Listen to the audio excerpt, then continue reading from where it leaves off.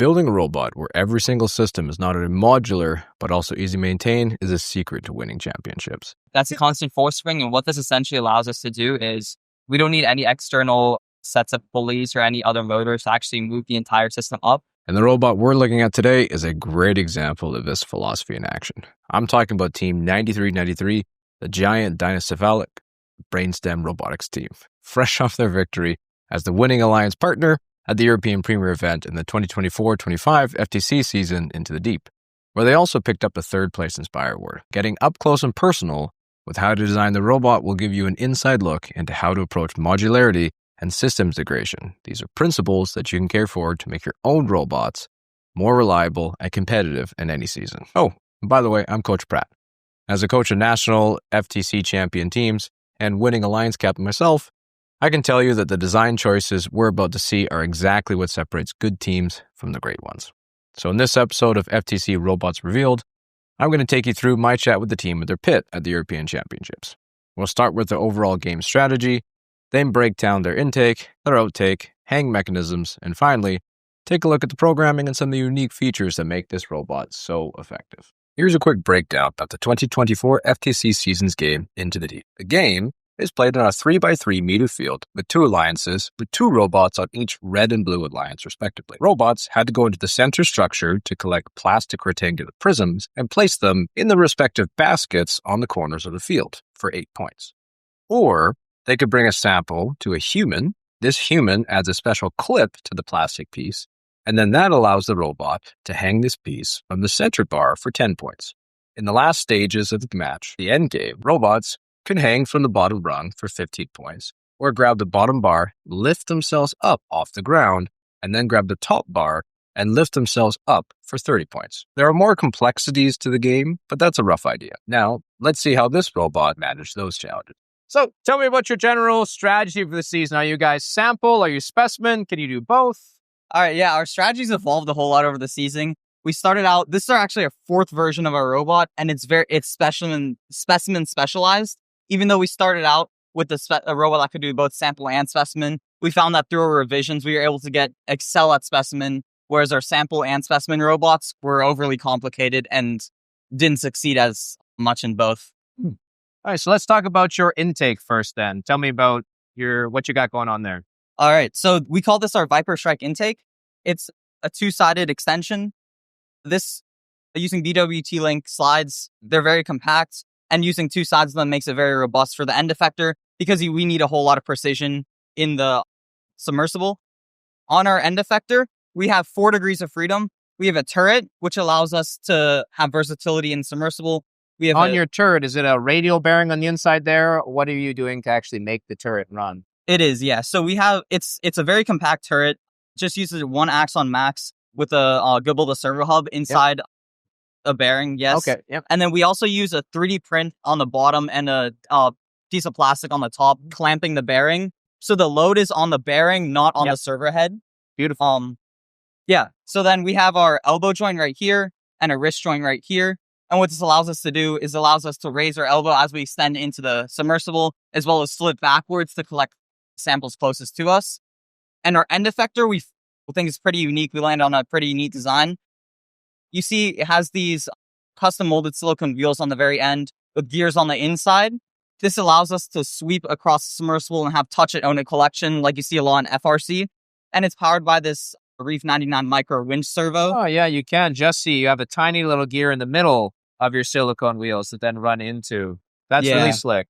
And it looks like you also have an aluminum piece embedded inside of your 3D printed section there. That is just the servo. Oh, that's the servo. Yeah, okay. Yeah. The 3D print alone, we use nylon filament, so it's already pretty strong. Yeah. Okay. Mm-hmm. Oh, you must have to keep that very dry in order for it to be printing well all the time, right? Yeah. Cool. Okay, and then you have like a scissor lift here, mostly for a cable management section. Yeah. Okay. Cool. All right, and then you have very large spools on the back there that's actually running your intake. Yeah, this is your extension retraction strings. Yep, we made our power system pretty simple for this. We just have a high torque motor at the bottom of a robot, using a belt transmission over here to power these pulleys. And the large pulleys help make it it makes it where we require high gear ratio on our motor but that makes it where the external friction in the belting or any shafts we have outside of the motor, that friction is negated by the high D ratio.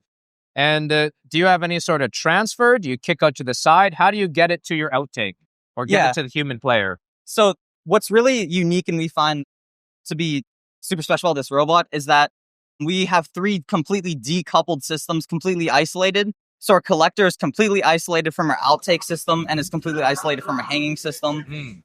So what we do to transfer... So you really took modular design. Yeah, modular.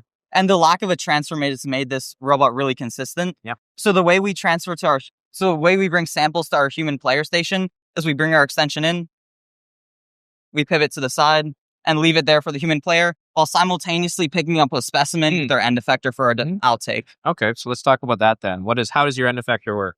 Okay, so this is what we call our quick clip system, and it's a very simple end effector for just solely the specimens to get them on the high chamber.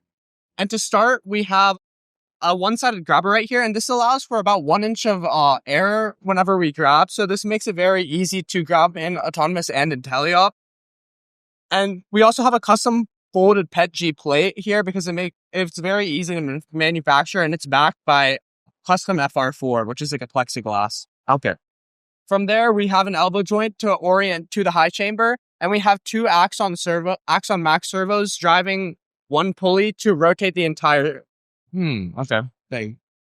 And you're using 2 Axon Max there because you have quite a bit of backlash force that goes into that you need to... Yeah, we just wanted to have enough power so we would be able to run this because we run this about like 17 or 18 times a match. So we wanted to make sure that we have enough power for that.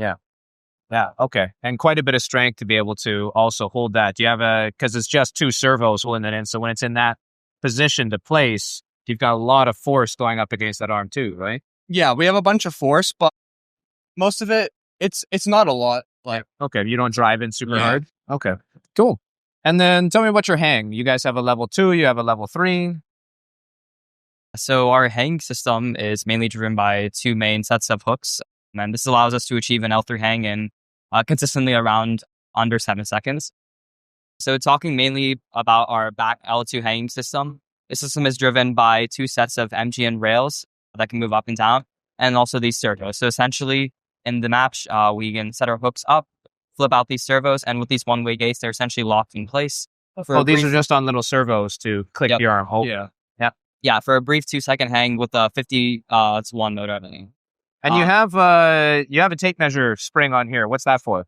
So that's a constant force spring, and what this essentially allows us to do is we don't need any external sets of pulleys or any other motors to actually move the entire system up.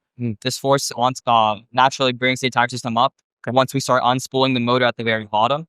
And once we've already reached our desired height, the motor just has to spin the other direction to start spooling that pulley back down. Okay. Oh, so you actually have enough passive force to pull that up that your motor is actually holding it back the entire time. Yeah, and when the time comes that we need to hang, we just start unspooling it. Okay, so that gets you up to level 2. And then what gets you up to level 3? Yeah, but one of the biggest lessons we learned through all our competitions was the fact that we didn't want to have to wait for the entire system to rise to the height of that final L3 bar to finally start hanging. We wanted to be setting it up during the entirety of the match. And when the time comes during those last 10 seconds, we want to be able to immediately pull down. And so this system is achieved by some sets of Mizumi slides. But what's unique is that there's constant force springs within each of these slides. So using that same ideology, we can essentially have the spools hold in at the very start of the match. And when it comes time to like around 30 or 40 seconds, we can start unspooling these motors, and naturally the constant force springs bring the entire hooking systems to the very max height. Finally, once we've already gotten that brief L2 hang, we can start spooling the motors back down, and we can achieve that hang. And what motors are you using for this main hang? Are you using 312s? Are you using 223s? What is your Rev planetary with a different setup? Yeah, Do you know? For our L2 hang, it's just 1 motor on a 50-to-1 ratio. But for our L3 hooks, it's 2 27-to-1 Gobildo motors that are geared together and then chained externally to another sprocket. Okay. Oh, and then you're using a piece of metal chain to hold them together. Yeah. Okay. That's your force transfer. Okay. Yeah. Very cool. Yeah, but one of the biggest lessons we also learned throughout this entire system was with so many moving objects, it's really important to keep the systems available and working, especially through the wiring maintaining safe pinch points and management. And Zach can talk a little bit about how we actually acquired the technology. Yeah, so one of the biggest lessons we brought over from working also in first robotics competition is the use of Molex connectors. So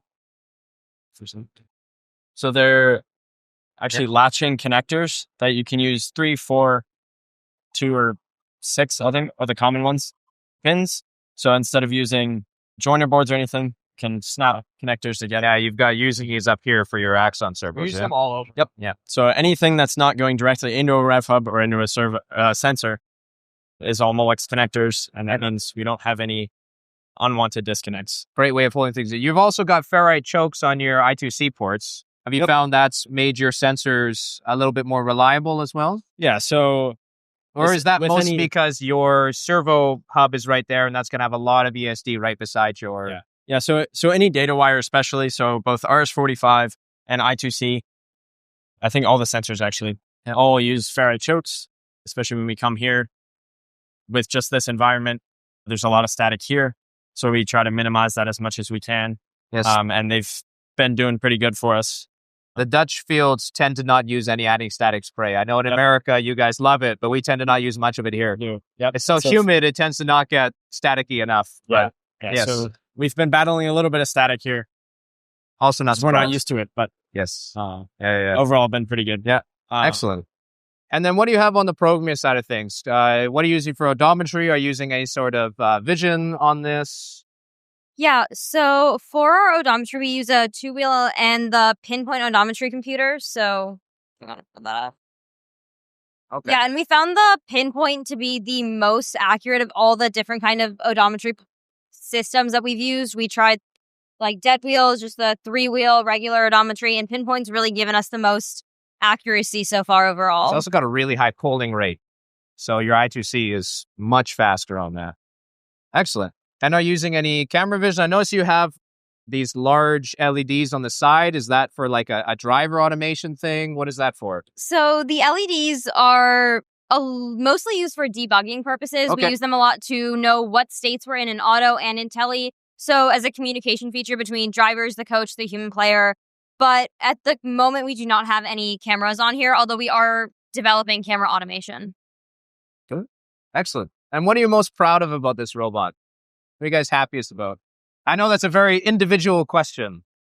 I think something we can all agree on is that we've had an extensive design journey this season. We've gone through 4 complete rebuilds this season. It's been a long journey. And one of the largest takeaways for us has been the benefits of decoupling all 3 of our subsystems on our drivetrain.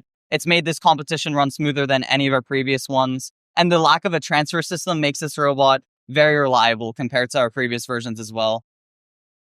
Excellent. You guys should be super proud with this. Super compact. It's clearly performing well. And you've clearly sunk a lot of time into this. So thanks for sharing. Thank you.